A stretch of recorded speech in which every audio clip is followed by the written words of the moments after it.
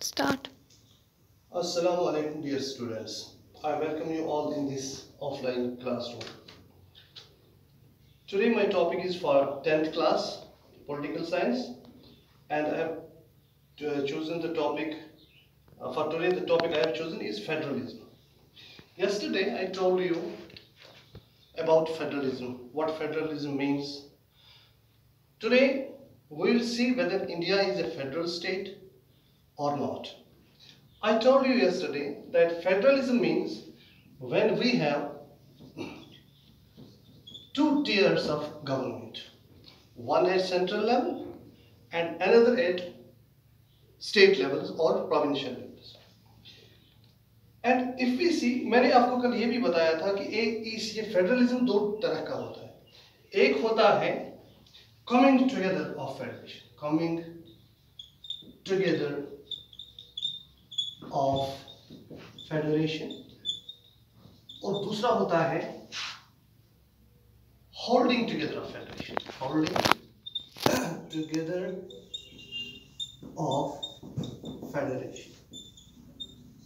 तो first case में क्या होता है कि different states voluntarily on their own इकट्ठे होकर जमा हो जाती हैं और एक सेंट्रल लेवल पर एक गवर्नमेंट बनाती हैं, कुछ पावर्स उस गवर्नमेंट को रहती है, तो उसमें वो खुद वॉलंटियरली मिल जाती हैं. लेकिन जो होल्डिंग टुगेदर ऑफ फेडरेशन है उसमें क्या होता है कि एक नेशन, एक कंट्री अब मुख्तलिफ कॉन्स्टिट्यूएंट्स में डिवाइड होती है, मुख्तलिफ प्रोविंसेस या स्टेट्स में डिवाइड होती है, और फिर उन स्टेट्स पर अपने लेवल पर अपनी गवर्नमेंट होती है और सेंट्रल पर सेंट्रल गवर्नमेंट होती है. तो in case of India we can say कि India is a federal type of is a federation. We have a federal type of government, we have different states and then we have union government. तो इस तरह से यहाँ पर जो है two tier ये है गवर्नमेंट है. हालांकि हमारे कॉन्स्टिट्यूशन में यूनियन ऑफ स्टेट्स लिखा हुआ है, लेकिन जब हम देखते हैं जो कैरेक्टरिस्टिक्स फीचर्स इसके फेडरलिज्म के होते हैं, तो उस हिसाब से इंडिया वो तमाम वो क्राइटेरिया, वो तमाम पैरामीटर्स फिल करता है जो कि जिसकी वजह से वो एक ये मतलब फेडरलिज्म यहाँ पर ये फेडरल स्टेट है. तो इंडिया के बारे में जब हम देखते हैं कि यहाँ भी टू टियर गवर्नमेंट थी पहले, एक यूनियन गवर्नमेंट और एक स्टेट लेवल पर गवर्नमेंट. लेकिन उसके बाद एक और टियर इसमें ऐड किया गया जिसको हम कहते हैं लोकल गवर्नमेंट, यानी यूनियन गवर्नमेंट, स्टेट गवर्नमेंट और फिर लोकल गवर्नमेंट. लोकल गवर्नमेंट में क्या आता है, जो सिटीज में जो मेट्रोपॉलिटन उनमें जो म्यूनिसिपल कॉर्पोरेशन होती है जो हेडेड बाय मेयर होती है, और इसी तरह गांव के लेवल पर, विलेज लेवल पर विलेज पंचायत होती है. तो हम कह सकते हैं कि हमारी जो यहाँ पे इंडिया की जो है वो थ्री टियर गवर्नमेंट है. और जो इनके पावर्स हैं, डिफरेंट टियर्स ऑफ गवर्नमेंट के जो पावर्स होते हैं वो बाज़ाब्ता तौर पर डिफाइन किए गए हैं through the constitution of India. यानी यूनियन गवर्नमेंट के पास अपने they have their own powers, states के पास भी अपने पावर्स होते हैं, तो जिन पर वो खुद फैसला कर सकती है, और फिर कुछ पावर्स होते हैं जो दोनों में कॉमन होते हैं. तो अब हम देखते हैं कि हमारे इस कॉन्स्टिट्यूशन में जो लिस्ट्स हैं, लिस्ट ऑफ पावर्स, वो तीन तरह की होती हैं. नंबर एक है union list, union list. Number two है, एक है यूनियन लिस्ट, दूसरा है स्टेट लिस्ट,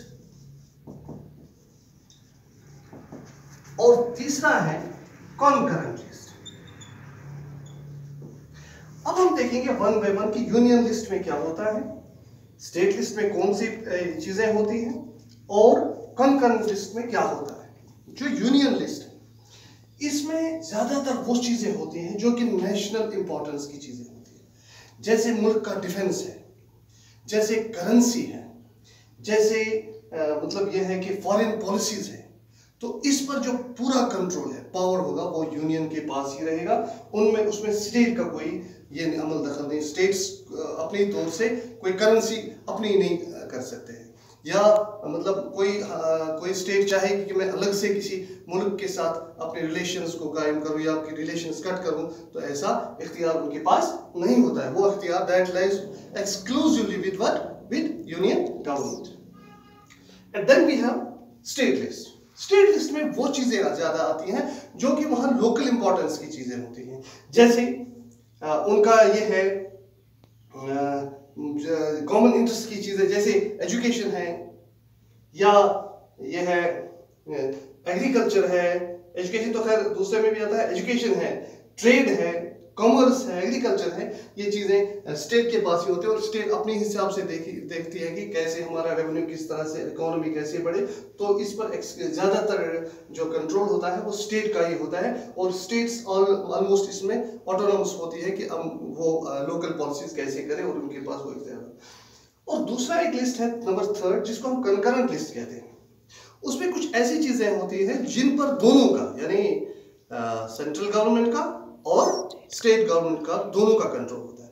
उसमें मतलब ज्यादातर आता है एजुकेशन आता है, मैरिज सिस्टम आता है, इसी तरह सक्सेशन, एडॉप्शन वगैरह।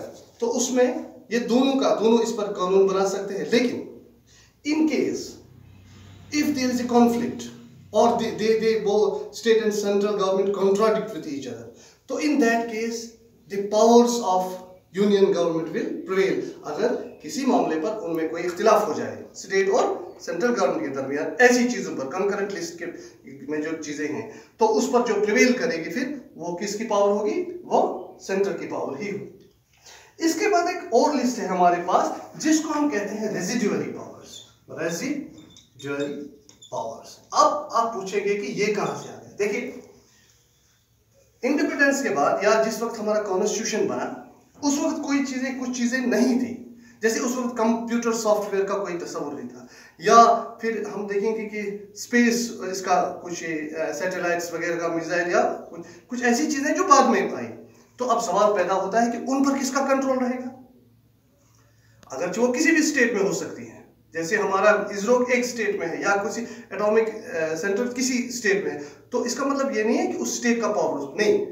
ये चीजें जो बाद में आई वो सेंटर के पास रहेंगी, यूनियन गवर्नमेंट के पास रहेंगे, और उन पावर्स को हम कहते हैं रेजिडुअरी पावर्स। तो इस तरह से ये 3 चीजें हैं। अब हम बात करेंगे कि स्टेट्स जो इंडिया में हैं वो किस तरह से बनी और क्या कितनी स्टेट्स है, कैसे।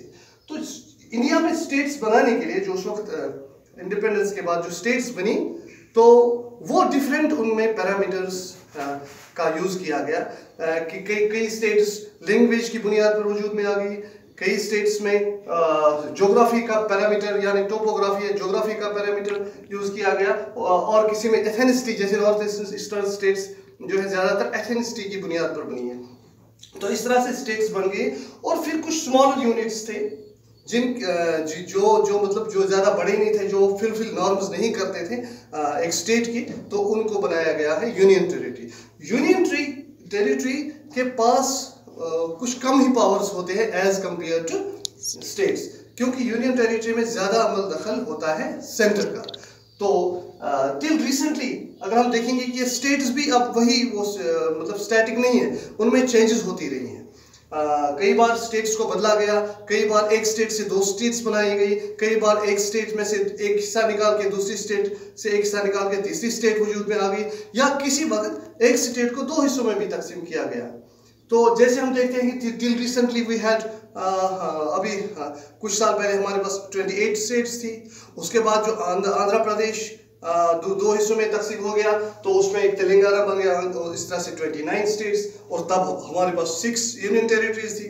लेकिन लास्ट ईयर अगर हम देखेंगे कि जो जम्मू एंड कश्मीर एंड लद्दाख एक फुल फ्लेज्ड स्टेट थी, उसको यूनियन टेरिटरी में चेंज किया, और उसको पहले 2 हिस्से करके लद्दाख को अलग किया गया, जम्मू कश्मीर को अलग करके, और दोनों को यूनियन टेरिटरीज बनाया गया। तो इस तरह से ये चीजें चेंज होती रहती हैं। तो as of now we have 28 states and 8 UTs in India। तो इस तरह से हम कह सकते हैं कि इंडिया का जो सिस्टम है that is a federal type of government. I think this is all for today। तो thank you।